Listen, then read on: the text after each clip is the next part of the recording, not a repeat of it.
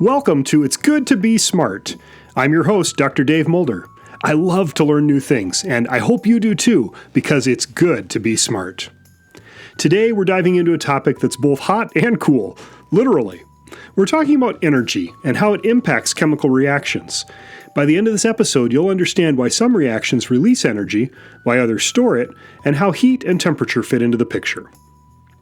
Let's start things off by clarifying something that can be confusing: the difference between thermal energy, heat, and temperature.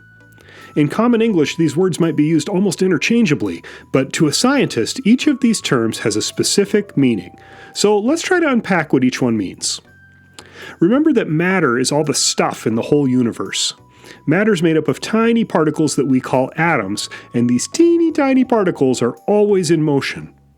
That can be easier for us to picture with things like gases or liquids, but even in solids, the particles are always moving. They're just vibrating in place. Why am I bringing this up? Because thermal energy is the energy of the particles that make up a substance. The faster the particles are moving, the more thermal energy the substance has. The slower the particles are moving, the less thermal energy. Let's consider a real-life example to try and picture this. Think about melting ice. In ice, water is a solid, and the molecules that make up the water aren't moving very much. They're just vibrating in place. But with more movement, that is, more thermal energy, the particles move faster, and the ice melts into liquid water. If we increase the thermal energy even further, meaning the molecules are moving even more rapidly, the liquid water can vaporize into a gas. You can see this when water boils and becomes steam. The increased thermal energy can cause these kinds of physical changes to a substance, and you can see it anytime you see things melting or vaporizing. Okay, so thermal energy is about the amount of energy in the moving particles. What about heat? In everyday language, we often use heat to mean warmth, but in science, heat specifically refers to the transfer of thermal energy from one object to another because of a temperature difference. Heat is the transfer of thermal energy from a warmer object to a cooler object. If you remember what thermal energy is, the energy of the movement of the particles in that object, this might help you to picture it. The fast-moving particles transfer some of their energy to the slower-moving particles, which causes the slower particles to start moving faster. That's heat. Here's an example to help you picture this transfer of thermal energy. Imagine you're holding a cup of hot cocoa. Your hand warms up as you hold the cup, right? This is because you're feeling the thermal energy moving from the cocoa to your hand.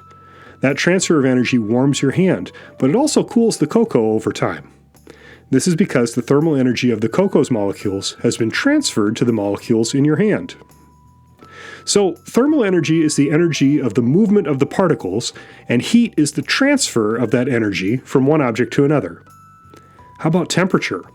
Temperature is a way of measuring the average amount of kinetic energy of the particles in a substance.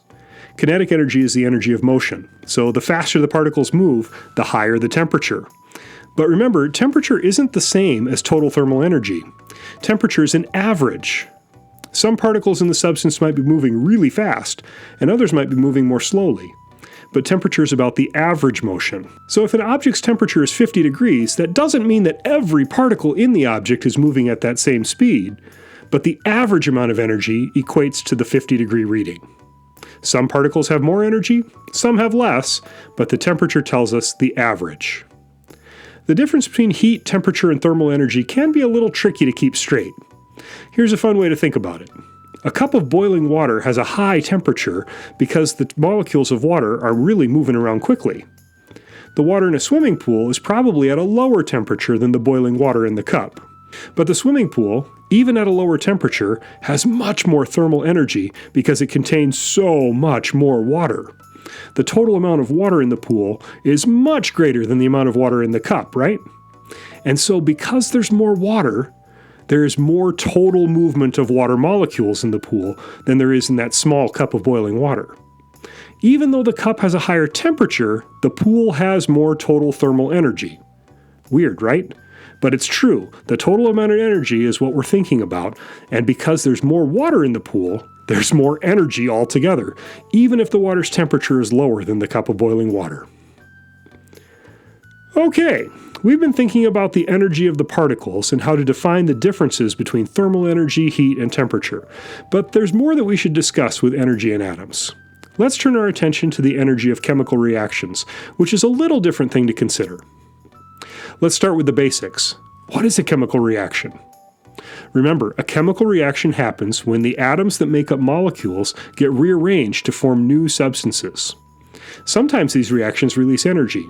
These are called exothermic reactions. Think about lighting a campfire.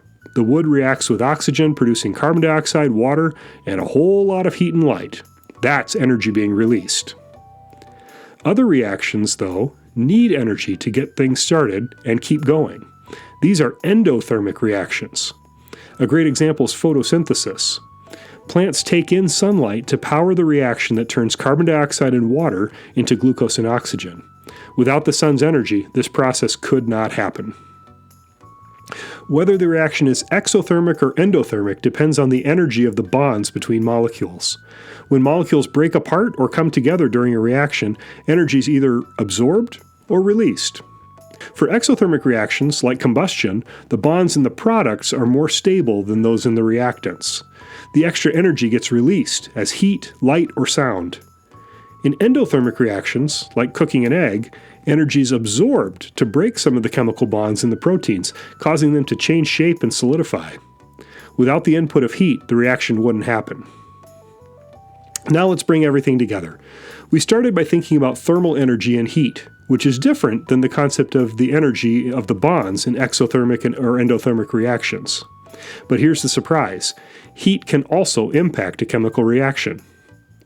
Adding heat is one way to speed up a chemical reaction because it helps molecules move faster and collide into each other with more energy. When molecules collide with enough force, they can break apart and form new bonds. That's why cooking often speeds up chemical reactions. For example, when you bake a cake, heat causes chemical reactions that make the batter rise and transform into the fluffy dessert.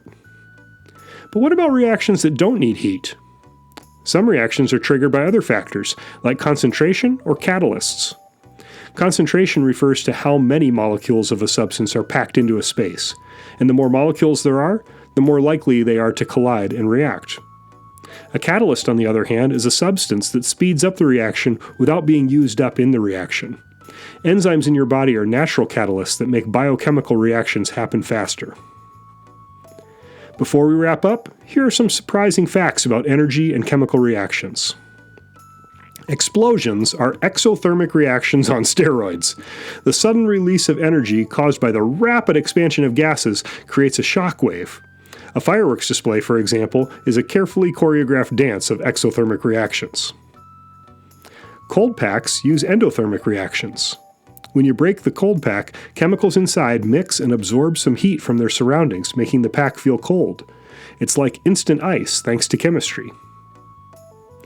Heat isn't always bad for living things.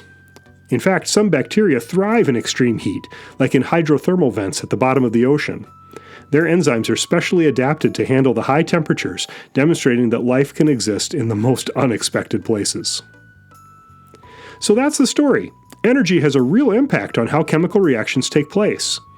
Understanding the ways that energy impacts chemical reactions can help us make sense of everything from cooking to climate change. It's a reminder of how interconnected science is with our everyday lives. Thanks for joining me for this episode, and nice work leveling up your brain power today. Remember, smart isn't something you are, it's something we become as we're learning. So keep listening, keep learning, and keep getting smarter every day.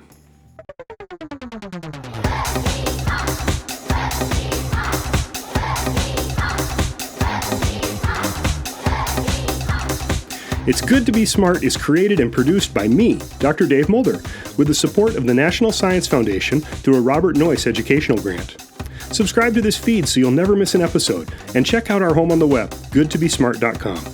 And until next time, keep asking questions, stay curious, and keep learning, because it's good to be smart.